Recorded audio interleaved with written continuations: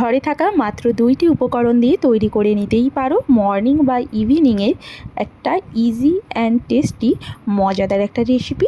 তো চলো রেসিপিটা তোমাদের সাথে শেয়ার করি। আর প্রথমেই বলি যে 2টি মেন উপকরণ লাগবে সেটা হলো একটা আলু আর ব্রেড না হলেও পাউরুটি হলেও চলবে। তো প্রথমেই আমি আলুগুলোকে ছোট ছোট করে কেটে ভালোভাবে ধুয়ে নিয়েছি। এটাকে আমি কড়াইতে সিদ্ধ করব, এই কারণে এত ছোট করে কেটেছি। প্রেসারে করলে আর একটু বড় হলেও কোনো অসুবিধা নেই। তো তারপর পরিমাণ মতো জল দিয়ে আলুগুলো দিয়ে সামান্য একটু লবণ দিয়ে দিলাম, যাতে করে আলুগুলো ভালোভাবে সিদ্ধ হয়ে যায় আর কম সময়ের মধ্যে যতক্ষণ সেদ্ধ হবে ততক্ষণ আমি বাকি উপকরণগুলো রেডি করে নিচ্ছি। এর জন্য প্রথমেই ব্রেডটাকে আমি এরকমভাবেই আমি কেটে নিয়েছি। তোমরা চাইলে তোমাদের পছন্দ মতো শেপ দিয়ে কিন্তু কেটে নিতে পারো। আর লাগছে পেঁয়াজ কুচি, খুব ছোট ছোট করে পেঁয়াজগুলোকে কুচিয়ে নিয়েছি, আর লঙ্কা কুচি। এছাড়া ঘরে থাকা সামান্য অতি সাধারণ মশলা, যেমন মানে লবণ, হলুদ, লঙ্কা গুঁড়ো, জিরে গুঁড়ো আর গোটা জিরে আর গরম মশলা। আর এই বাটিতে নিয়েছি ময়দা আর বেসন। আলুটা ভালোভাবে সিদ্ধ হয়ে গেলে আলুটাকে ভালোভাবে মেখে নেব। তারপর দিয়ে দেব পেঁয়াজ কুচি আর লঙ্কা কুচি। তোমরা যারা এই ভিডিওতে নতুন এসেছো তাদেরকে রিকোয়েস্ট করব আমার চ্যানেলটাকে সাবস্ক্রাইব করে পাশে থেকো। আর হ্যাঁ, পুরো ভিডিওটা দেখে যদি ভালো লেগে থাকে তাহলে কিন্তু অবশ্যই একটা লাইক করো। তারপর ওই আলুর মধ্যে দিয়ে দেব হলুদ গুঁড়ো সামান্য দেব লঙ্কা গুঁড়ো। তোমরা তোমাদের পরিমাণ মতো লঙ্কাটা বুঝে দিও। আর তারপর দিয়ে দেব গুঁড়ো জিরে পরিমাণ মতো, আর দিচ্ছি গোটা জিরে, যাতে করে ফ্লেভারটা একটু ভালো থাকে। আর দিয়ে দেব গরম মশলা।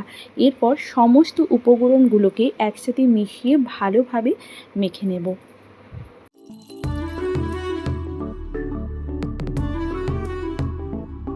ভালোভাবে মেখে নেওয়ার পর আলুর পুরটা রেডি হয়ে গেছে। এরপর কেটে রাখা ব্রেডের ওপরে, মানে একটা ব্রেডের ওপরে দিয়ে দেব এই আলুর পুরটা ভালোভাবে।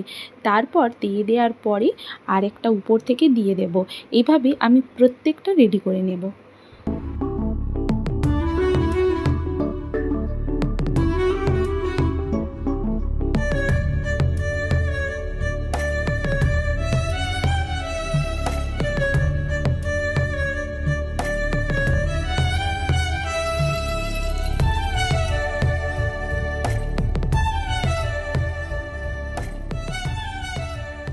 এই শেজওয়ান চাটনিটা আমি একটা ব্রেডের ওপর দেব, তবে এটা কিন্তু অপশনাল। এটা না দিলেও কোনো কিন্তু টেস্টের খামতি হয় না।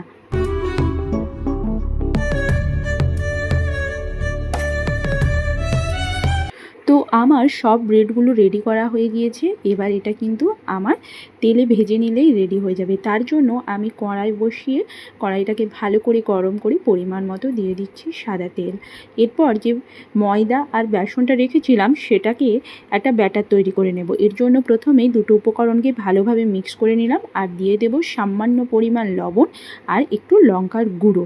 এরপর সেটাকেও ভালোভাবে মিক্স করে নিয়ে দিয়ে দেব পরিমাণ মতো জল। ব্যাটারটা কিন্তু হবে পাতলা।